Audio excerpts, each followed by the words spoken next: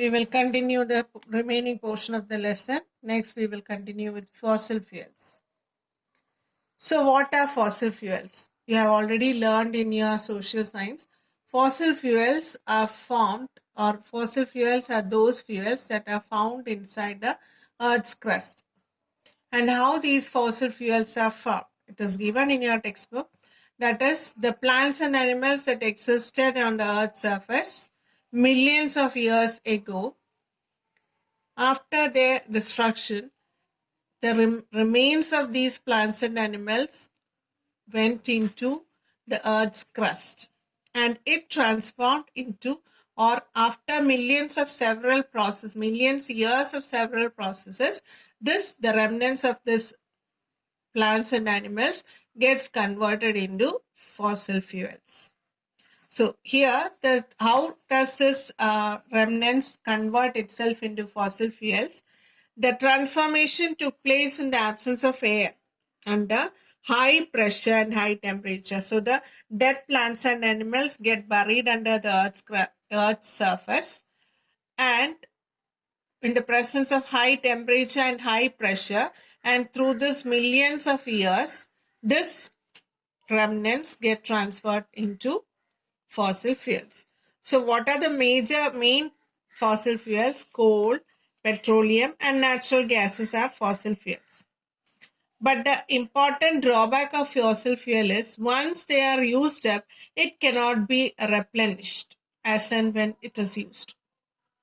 So they should be used in a justifiable manner. That is, they are not replenished or renewed in proportion to their consumption. That is, as we consume, we are not renewing or replenishing this fossil fuel as we consume. So their use should be controlled in a judicious manner. Then, why they are called renewable sources? Because they cannot be renewed. After your use, you cannot renew this fossil fuel. Once it is used up, then it is over for in the future use. So this is very important. Why these fossil fuels are known as non-renewable energy source? That is given. They are not replenished or renewed in proportion to their consumption. So they are consumed they are consumed very much, but that quantity that is consumed is not replenished. So they are known as non-renewable energy sources. So that is very important. Then, what are the fossil fuels? What are the main fossil fuels that you know? That is coal, petroleum and natural gas. Then, below coal, tabulate the category to which these fuels belong. That is coal, the category of coal. Below it is given as coke. Then you can write coal tar, COAL, coal tar, coal gas and ammonia.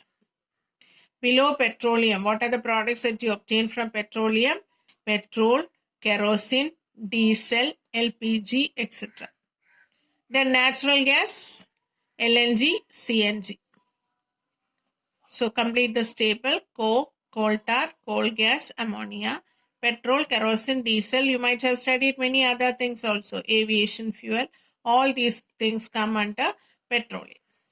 Then the most abundant fossil fuel in Earth's surface is coal. Main component of coal is carbon. So that is very important. The main component of coal is carbon.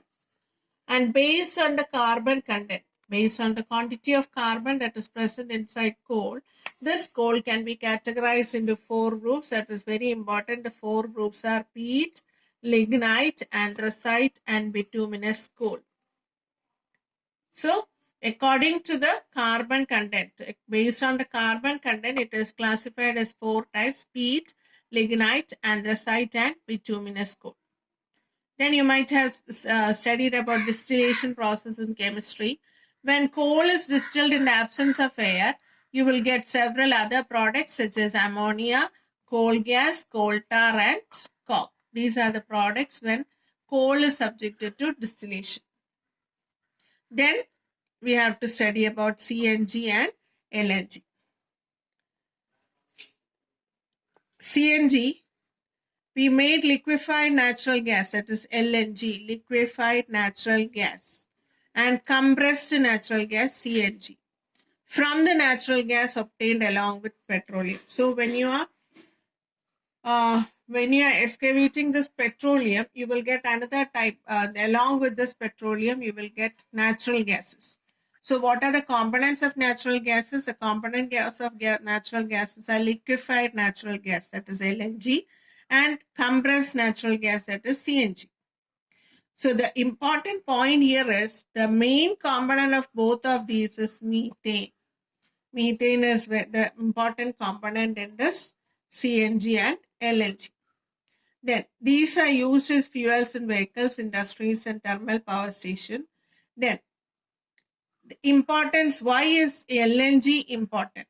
LNG can be liquefied, and when it is liquefied, LNG means it is a gas, it can be converted into liquid, and when it is converted into liquid, it is easy to transport from one place to another.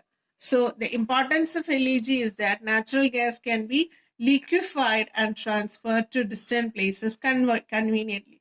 So you can convert this natural gas into liquid, then transport it to distant places, and after reaching there, you can again cool it and then convert it into gas. So after reaching the destination, this liquid can be again converted into gas.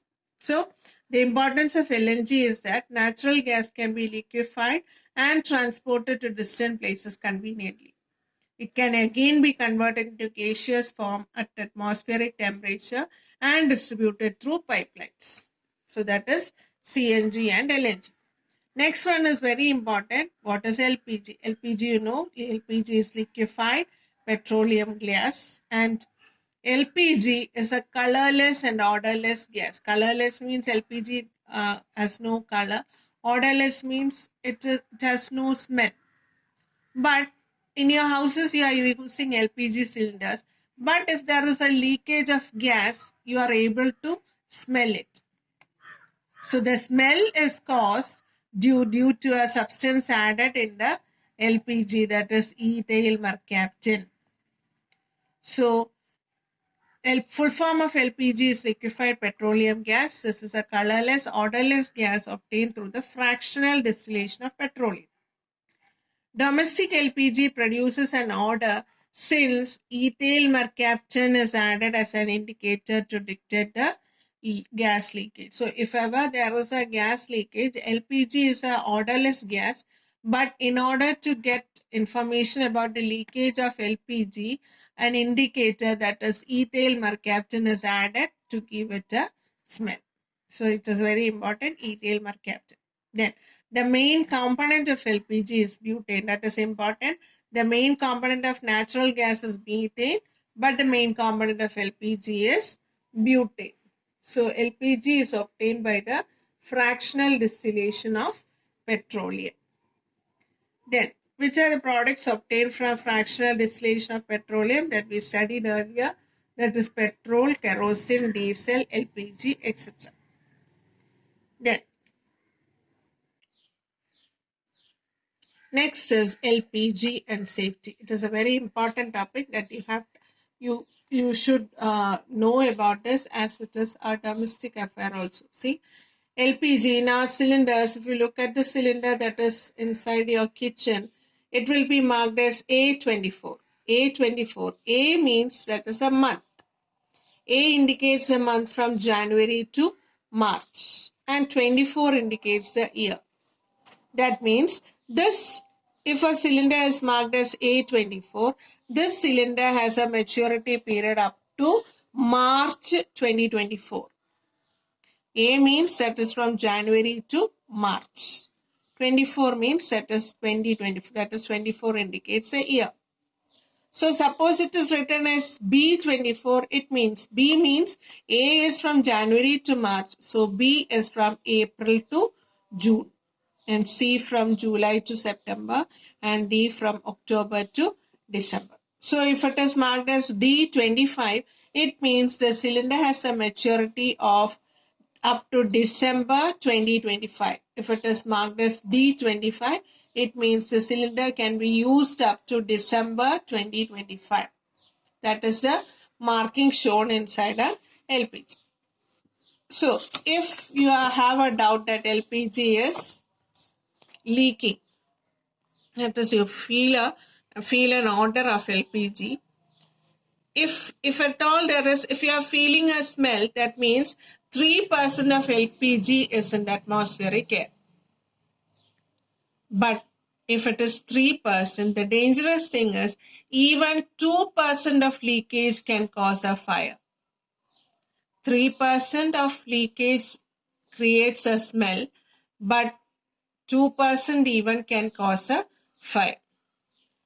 That is because LPG is denser than air. LPG is denser than air, so it will come on the bottom. It will be settled down on the air, and air will be top of the LPG. So if ever you have a doubt of LPG leakage, then do not operate any electric switch. That is very important. Do not operate any electric switch. Then, if there is a fire due to leakage of LPG, then due to the heat, the cylinder or tanker will also get heated. Owing to the excess heat, the LPG becomes gas, increasing the pressure inside. The ability to expand is 20 to 50 times for the gaseous LPG. Therefore, when LPG becomes gas, the container cannot accommodate the entire gas. This increases the pressure and causing a huge explosion. This is known as BLAVE. BLAVE means boiling, liquid expanding, vapor explosion. That means, see, suppose there is a leakage of LPG, and due to this leakage, it produces a fire. So when fire is produced, this fire gets on the fire may be created on the LPG cylinder also. So the cylinder also gets fired. The cylinder, as the cylinder gets heated, the liquid LPG is stored as a liquid inside the cylinder, and when you switch on the LPG, that liquid is converted into gas. So when this heat increases, the liquid becomes a gas. When the liquid becomes a gas, its volume increases. As the heat, due to the heat, the gas expands, and this expanded gas cannot be stored inside the cylinder, and as a result, the cylinder breaks or the cylinder bursts, causing the LPG to expand or to spread everywhere, and the fire will be spread everywhere. And this type of explosion is known as BLAVE, that is boiling liquid. That is, the liquid boils and expands into gas, and liquid boils, it expands into vapor, and then it explodes, creating very large explosion. So in order to prevent this, LPG is given a indicator, that is ethyl mercaptan. Then there are certain questions given there. Never switch on or switch off electricity when there is a leakage of LPG. Why? It causes a spark, which causes the ignition of gas. So when electricity is switched on or off, that spark will be produced, and due to this spark, the LPG will be ignited. That is why it is said you should not switch on or switch off the electricity if a leakage is doubted. Then, if there is a leakage of LPG, does it rise up or come down in the atmosphere? Why? As I already told you, LPG is denser than air. So LPG is denser than air. It lies in the bottom and air will be on the top. So density is higher than air. It lies in the lowest level. Then, if there is leakage of LPG, it is mandatory to open the doors and windows. Why? That is, if you are suspecting an LPG leakage, then what should you do is first open all the doors and windows, so that the LPG gas that is on the bottom level of the atmosphere, it escapes out into the atmosphere. The gas will be present in the lower part of the room. Hence, for the gas to escape, you should open the doors and windows. So the gas will be escaped out when you open the doors and windows.